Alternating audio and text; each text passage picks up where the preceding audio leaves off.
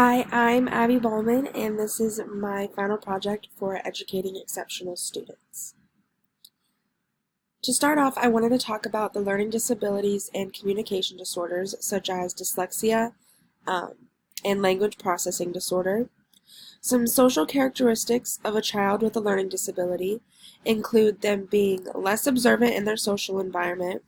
They may misinterpret the social behavior of others at times, and they may not learn easily from social cues. They may also have poor impulse control, and they may have a negative self-esteem. Also, they may feel that their learning disability defines who they are, and as teachers, we have the power to prove them that they are much more than their disability. Some cognitive characteristics of a child with a learning disability. They may have difficulties staying on task, difficulties retaining and processing information for short periods of time, and their processing speed could be slower. Also, they may have difficulties reading and writing words fluently and out loud, or expressing ideas clearly. The academic characteristics are quite alike to their cognitive characteristics. They obviously have difficulty in reading, language arts, and math. Next off, I'm going to talk about emotional and behavioral disorders such as ADHD, autism, and bipolar disorder. Some social characteristics of a child with a behavior or emotional disorder can include hyperactivity, a short attention span, they may act out, they may not interact socially with others, and they may have difficulty managing their emotions, and they can also experience some learning difficulties. So that moves us on to cognitive characteristics of a child with behavioral or emotional disorder. Typically, they struggle both cognitively and academically. They may have trouble staying focused in the classroom and or act out in the classroom, which will disrupt their education and the education of others.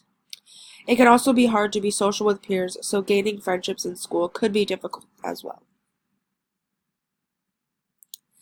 Next are the intellectual disabilities, such as hearing loss, vision impairment, cerebral palsy, and Down syndrome. Some social characteristics of a child with an intellectual disability can include difficulties with memory, difficulties with task and skill generalization. They may also demonstrate low motivation in the classroom.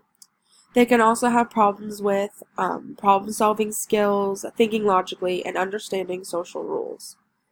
Cognitive characteristics of a child with an intellectual disability can include, they usually have an IQ between 50 and 70.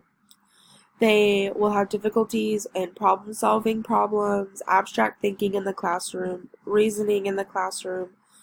They also have slow language development, slow development of pre-academic skills, and they will have difficulties in academic learning. They also tend to have limited vocabulary and grammatical skills. And next off, we have our gifted students. Some social characteristics of a gifted child could include them having a keen sense of humor, independence in attitude and social behavior, self-acceptance and lack of concern for social norms, advanced levels of judgment, and high expectation for themselves and others. They can also feel high levels of frustration. They may be highly energetic, and they may also have a volatile temper related to perceptions of failure. Some cognitive characteristics of a gifted child include interests in problem solving and applying concepts, a large vocabulary, persistent and goal-directed behavior, and diversity of interests and abilities. Academically, they excel and are intellectually curious.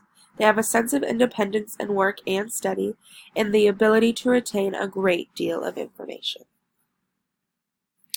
Now we move on to some accommodations for these certain disabilities, disorders, and other that should be done in the classroom, and as teachers we should implement in our classroom.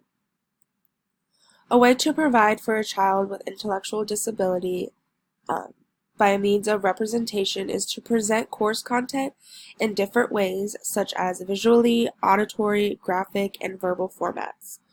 You can also use captioned videos, speech-to-text software, and it is important as a teacher to make accommodations for students with learning disabilities as well.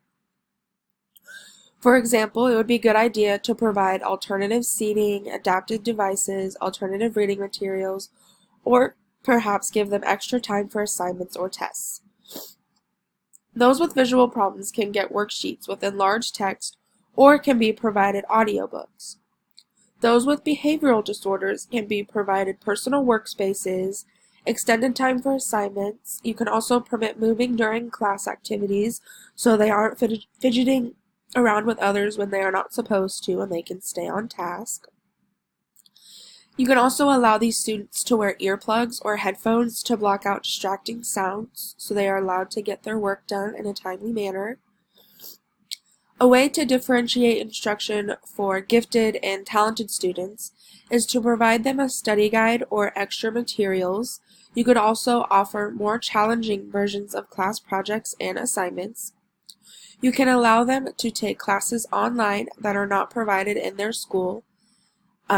You can also allow them to focus more on project-based learning, as it gives these students increased independence and the ability to study material at their own pace. As a future teacher, I will definitely be implementing these differentiated instruction ideas into my classroom for those with learning disabilities, communication disorders, emotional or behavioral disorders, intellectual disabilities, and I will definitely accommodate to gifted students. Thank you for listening, and I hope you have a great rest of your year.